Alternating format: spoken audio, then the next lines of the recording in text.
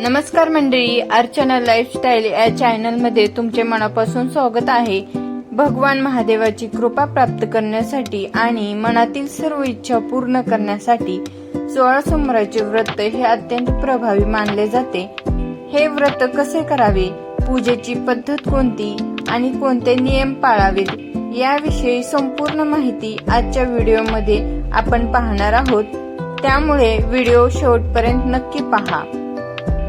हे व्रत करणाऱ्याला काय लाभ होतो ते पाहूया। हे व्रत श्रद्धेने केल्यास तुमची इच्छा पूर्ण होते, दुःख, दारिद्र्य, रोग इत्यादी संकटे नष्ट होतात। हे व्रत करणाऱ्या व्यक्तीला सुख, शांती, संपत्ती, आरोग्य लाभते। त्यांचा दूर गेलेला व्यक्ती भेटतो। जर लग्न जमत नसेल तर हे व्रत केल्याने लग्न जमते। असे हे व्रत केल्याने अनेक लाभ होतात। या व्रताची सुरुवात श्रावण महिन्यातील पहिल्या सोमवारी केली जाते किंवा महिन्याच्या कोणत्याही सोमवारपासून हे व्रत तुम्ही करू शकता। सुरुवात केल्यावर मात्र क्रमाने कंटिन्यू असे 16 सोमवार करायचे आणि 17व्या सोमवारी व्रताचं उद्यापन करायचं। जर समजा तुम्हाला पाळी आली किंवा काही अडचण आली तर तो सोमवार सोडून द्यायचा।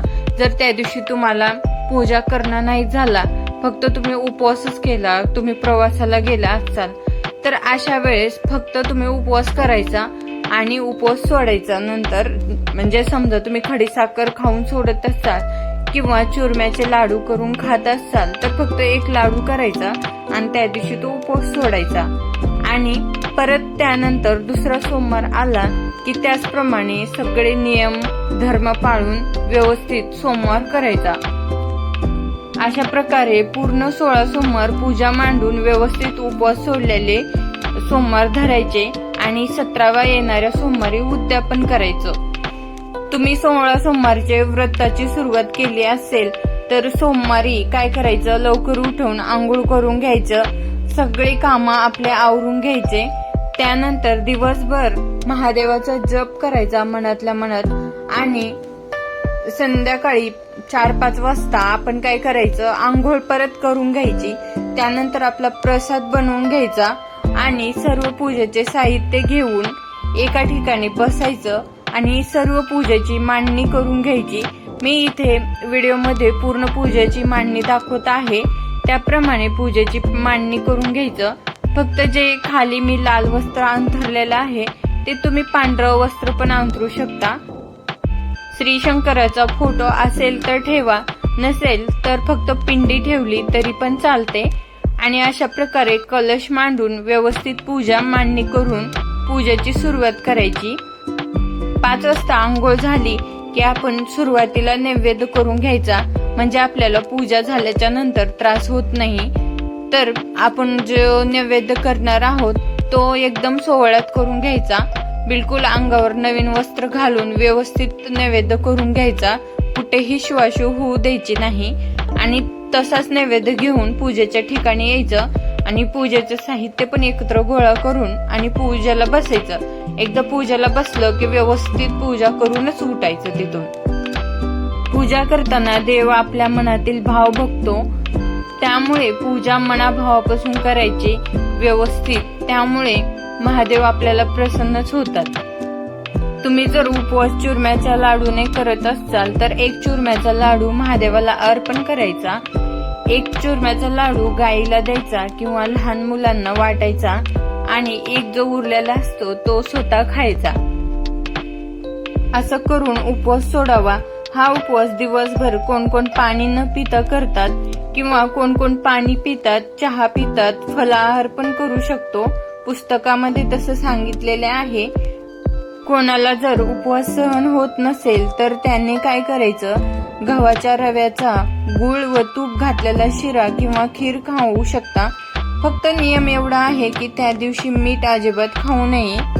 आता आपण पूजा कशी करायची ते बघूया।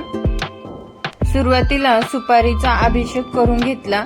आता इथे मी महादेवाच्या पिंडीचा अभिषेक करत आहे। अभिषेक करण्यासाठी मी इथे कच्चं दूध वापरलेलं आहे आणि स्वच्छ पाणी घेतलेलं आहे। त्याने आंघोळ घालून घ्यायची आणि आपली पिंडी जिथे प्लेटमध्ये होती तिथे ठेवून द्यायची. कोणतीही पूजा करायच्या आधी आपण सुरुवातीला गणपतीची पूजा करून घेतो, त्यामुळे इथे मी गणपतीची पूजा करून घेतलेली आहे. आता इथे मी पिंडीला अंघोळ घालून घेतलेली आहे. आता इथे विभूती लावून घेऊया. विभूती छानपैकी आपण महादेवाच्या पिंडीला लावून घेतली. आता इथे फुलाचा छोटासा हार भेटलेला आहे, तो मी घालून घेते. देव हा फक्त भक्तीचा भुकेला असतो, त्यामुळे आपण कशीही पूजा केली तर त्यांना आवडतेच. आता इथे मी फुले वाहून घेते. बघा, तुमच्याकडे पांढरी फुलं छोटी असतील तर ते फुले आणून तुम्ही वाहू शकता. इथे मुंबईमध्ये असेच फुलं भेटतात, त्यामुळे आम्हाला पर्याय नसतो. फुले वाहून झाल्याच्या नंतर बेल वाहून घ्यायचं. आता बेल जर तुम्हाला 108 जर भेटला तर मस्तपैकी 108 बेल वाहून घ्या. इथे मला 11 बेल भेटलेले आहेत, ते मी 11 बेल वाहून घेते. आणि त्यानंतर तुम्ही काय करा, जर समजा तुम्हाला जर 108 बेल भेटलेलं नसेल तर तुम्ही एकच बेल घेऊन 108 वेळा महादेवाच्या पिंडीला घालू शकता. इथे मी तसंच केलेलं आहे, पण सारखं 108 वेळा जर बेल घातल्याला दाखवला असता तर व्हिडिओ खूप मोठा झाला असता. त्यामुळे 108 वेळेस एकच बेल घ्यायचा आणि तोच व्हायचा, असं ब्राह्मणाने पण सांगितलं होतं. मी एकदा विचारले होते, कारण की बेल मला जास्त भेटतच नाही, त्यामुळे हा प्रॉब्लेम असल्यामुळे मी विचारले होते. तर तुम्हाला जर असा प्रॉब्लेम असेल तर तुम्ही असं करू शकता. एकच बेल पाण्यात घ्यायचा, म्हणजे व्हायचा, आणि परत तो पाण्यात बुडवायचा, परत व्हायचा, असा 108 वेळेस घालू शकतो बेल. जर तुम्हाला तसं करायचं नसेल तर 108 फुले मोजून घ्यायची आणि सरळ फुले 108 वाहून घ्यायची. मग फुले आपल्याला कोणतेही पण भेटू शकतात, झेंडूचे, जास्वंदीचे, कशाचे फुले भेटू शकतात. ते 108 फुले वाहू शकतो. हे पर्याय मी तुम्हाला याच्यासाठी सांगत आहे, कारण की मला ह्या खूप अडचणी आलेल्या आहेत सोमवार करताना. त्यामुळे मी असे पर्याय बघून 108 जप कसे पूर्ण होतात ते केलेले आहेत. त्यामुळे मी तुम्हाला सांगत आहे माझ्या अनुभवावरून. एकदा तर हरतालिका होती, आम्ही जम्मूला होतो, तर त्यावेळेस मला बेलच भेटला नाही. मग मी काय केले, 108 फुलं जमा केली, महादेवाची व्यवस्थित पूजा करून घेतली आणि 108 फुलं मी महादेवाला वाहिली होती. त्यामुळे मी तुम्हाला सांगत आहे, अशा प्रकारे मी पूजा केली तर महादेव मान्यच करून घेतात पूजा आपली. फक्त त्यामागे आपला भाव महत्वाचा आहे. आता माझी पूजा पूर्ण झालेली आहे. आता मी शिवमूठ वाहत आहे, कारण की आपला पहिला सोमवार आहे, त्यामुळे आपण शिवमूठ तांदळाचे आहे, त्यामुळे तांदळाचे शिवमूठ वाहून घेतलेले आहे. आता मस्तपैकी फुलांच्या पाकळ्या करून महादेवावर टाकून दिल्या. इथे मस्तपैकी कलशावर पण सोडल्या आणि फोटोला पण टाकून घेते थोड्याशा.